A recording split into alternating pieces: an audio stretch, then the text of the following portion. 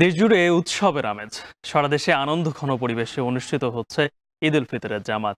জাতীয় ঈদগাহে জামাতে অংশ নেবেন প্রধান উপদেষ্টা ডক্টর মোহাম্মদ ইউনূস, উপদেষ্টা পরিষদের সদস্যরা, বিভিন্ন রাজনৈতিক দলের নেতৃবৃন্দ সহ বিভিন্ন শ্রেণী পেশার মানুষ। এই মুহূর্তে জাতীয় ঈদগাহে আছেন সহকর্মী নাজমুস সাকিব, সরাসরি যুক্ত হচ্ছে। সাকিব, জাতীয় ঈদগাহে প্রথম ঈদের জামাত কখন অনুষ্ঠিত হবে, আর যে বিশিষ্ট ব্যক্তিদের জাতীয় ঈদগাহে নামাজ আদায়ের কথা রয়েছে, কারা কারা উপস্থিত হয়েছেন? তাহলে ঈদ মুবারক। আজকে যে ঈদের আনুষ্ঠানিকতা সেটা কিন্তু একেবারে জাতীয় ঈদগার যে প্রধান জামাত, সেই জামাতের মধ্য দিয়ে কিন্তু এখানে শুরু হবে এবং সকাল থেকে যে উৎসবের আমেজ, অর্থাৎ ঈদকে ঘিরে সেই উৎসবের আমেজ কিন্তু ইতিমধ্যে বিরাজ করছে এবং মানুষজন যারা আসছেন তারা প্রধান জামাতে অংশ নেওয়ার জন্য কিন্তু এখানে উপস্থিত হচ্ছেন।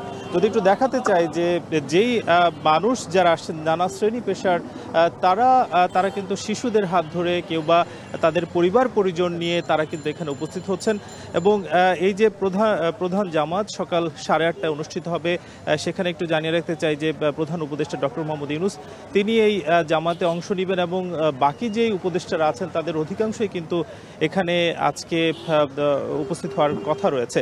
এছাড়াও অন্যান্য যেই দলগুলোর নেতারা, তাদের কেউ কেউ কিন্তু তারা এই প্রধান জামাতে অংশ নেবেন বলে আমরা জানতে পেরেছি।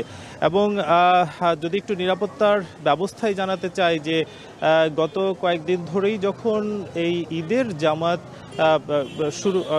জামাত যেহেতু আজকে হবে, সেক্ষেত্রে এই যে ঈদগাহ পরিদর্শন করতে এসেও কিন্তু ঢাকা দক্ষিণ সিটি কর্পোরেশনের যারা কর্মকর্তারা রয়েছেন তারা কিন্তু বলছেন যে এবার আসলে নিরাপত্তার যেমন বাড়াবাড়ি সেটা থাকবে না, তবে নিরাপত্তা যাতে ঠিকঠাক থাকে সেই ব্যবস্থাও কিন্তু তারা এবার করতে চাচ্ছেন। এবং জানাতে চাই যে আজকে শুধুমাত্র পুরুষই নয়, নারীরাও কিন্তু এখানে জামাতে অংশ নিতে পারবেন এবং এইখানে প্রায় 35,000 মুসল্লির ধারণ ক্ষমতা কিন্তু এই জাতীয় ঈদগাতে।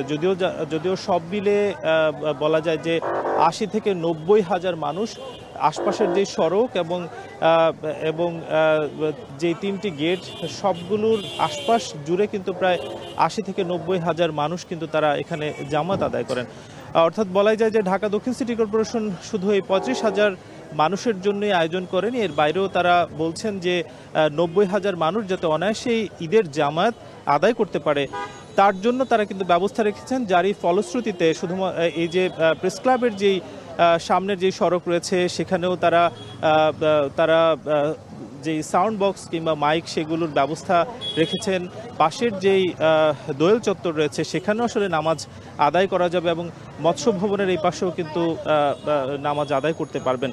এবং যেই হাইকোর্টের যে প্রধান গেট রয়েছে সেখান দিয়ে আসলে যারা ভিআইপি রয়েছেন তারা কিন্তু প্রবেশ করবেন। এর বাইরেও আসলে এই মাঠে 3টি গেট দিয়ে কিন্তু প্রবেশ করা যাচ্ছে, মৎস্য ভবনের একটি গেট এবং প্রেস ক্লাবের সামনের অপোজিটের যেই প্রধান গেটটি রয়েছে সেখান দিয়েও কিন্তু প্রবেশ করা যাচ্ছে।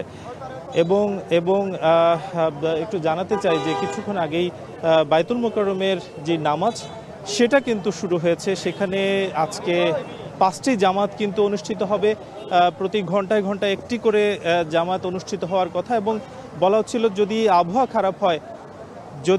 খারাপ হয় সেক্ষেত্রে ঈদের যেই প্রধান জামাত সেই প্রধান জামাতটি ঈদগার পরিবর্তে কিন্তু বায়তুল মোকাররমে হওয়ার কথা।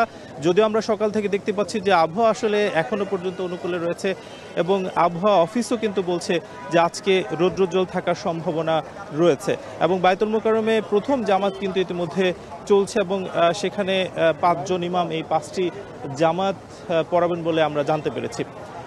এছাড়াও যেই আশপাশের যে ঈদগাহগুলো রয়েছে সেই ঈদগাহগুলোতে হাজার হাজার মুসল্লি তারা কিন্তু আজকে ঈদের যেই ঈদ উল ফিতরের যে জামাত সেখানে তারা অংশ নেবেন। এর বাইরেও একটি আয়োজন রয়েছে আগারগাঁয়ে, সেখানে উত্তর সিটি কর্পোরেশনের অধীনে আরেকটি জামায়াত অনুষ্ঠিত হবে, সেটা পুরাতন বাণিজ্য মেলার মাঠে অনুষ্ঠিত হওয়ার কথা। সেটাও কিন্তু সকাল 8:30 নাগাদ হওয়ার কথা।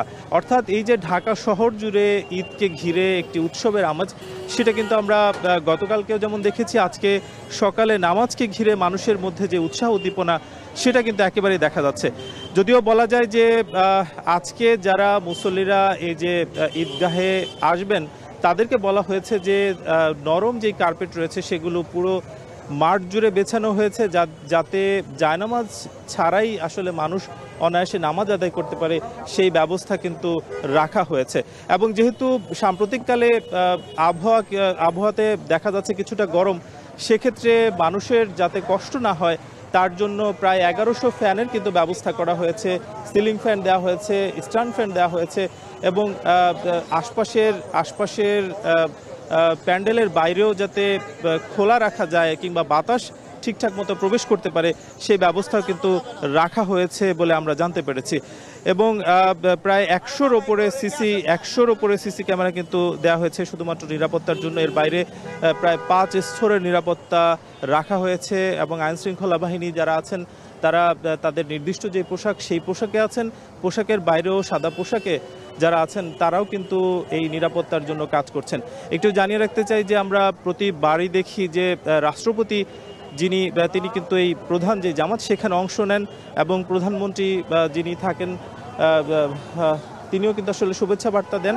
তো রাষ্ট্রপতি এইবার কিন্তু তিনি এই প্রধান জামাতে অংশ নিচ্ছেন না, তিনি বঙ্গভবনেই নামাজ আদায় করার কথা। তবে প্রধান উপদেষ্টা যথারীতি কিন্তু এখানে সকাল 8:30 নাগাদ জামাতে আসার কথা। আজকে যেই প্রধান জামাত, সেখানে মানুষের যাতে অজু করতেও কোনো কষ্ট না হয় কিংবা অনায়াসেই তারা পবিত্র হতে পারেন, তার জন্য কিন্তু প্রায় 113টি অজুর জন্য যে ব্যবস্থা সেটা রাখা হয়েছে, এবং নারীদের জন্য যে আলাদা ব্যবস্থা সেটাও কিন্তু রাখা হয়েছে। অর্থাৎ অনায়াসে প্রায় 150 থেকে 170 জন একসাথে অজু করতে পারবেন এখানে, এবং তাদের জন্য নানা ধরনের যে ব্যবস্থা সেটা কিন্তু আমরা দেখতে পাচ্ছি। যদিও অন্যান্য বারের যেটা দেখা যায় যে নিরাপত্তার কড়াকড়ি, অর্থাৎ প্রতিজনকেই আসলে চেক করে ঢোকানোর বিষয়টা আমরা কিন্তু দেখি, তবে এবার কিন্তু যেই মেটাল ডিটেক্টর কিংবা অন্যান্য যে নিরাপত্তা সরঞ্জামাদি, সেগুলোর ভেতর দিয়েই মানুষজন অনায়াসে প্রবেশ করতে পারছেন। এবং এই যে প্রধান যেই জামায়াতের যে মাঠ রয়েছে, সেই মাঠের সামনে আসলে যদিও অন্যান্যবার যানবাহন বন্ধ করে দেওয়া হয়, তবে এবার কিন্তু এটার সামনে দিয়ে আসলে যানবাহনও চলতে পারছে। অর্থাৎ মানুষজন যে ঈদগাহে যে অনায়াসে তারা আসতে পারেন, ঈদগাহের সামনে নামতে পারেন, সেক্ষেত্রে সেই ব্যবস্থাও কিন্তু রাখা হয়েছে। এবং এই যে লাইনের যে একটি বড় লাইন আমরা আসলে অন্যান্য বছর দেখি, সেটা মূলত প্রতিজনকে চেক করে ঢুকানোর ফলেই হয়, কিন্তু এবার আসলে সেই লাইনের যেই একটা লম্বা লাইন হয়, সেটা কিন্তু দেখা যাচ্ছে না, কারণ অনায়াসে মানুষজন হেঁটেই প্রবেশ করতে পারছেন মেটাল ডিটেক্টরের মধ্য দিয়ে। এখন বলাই যায় যে প্রায় 7:09 বাজে, অর্থাৎ প্রায় 1.5 ঘন্টা পর আজকে যে ঈদের প্রধান জামাত, সেটা কিন্তু এখানে অনুষ্ঠিত হবে। ঈদের প্রধান জামাত অনুষ্ঠিত হবে জাতীয় ঈদগাহে, সেই খবরই জানাচ্ছিলেন সহকর্মী নাজমুস সাকিব।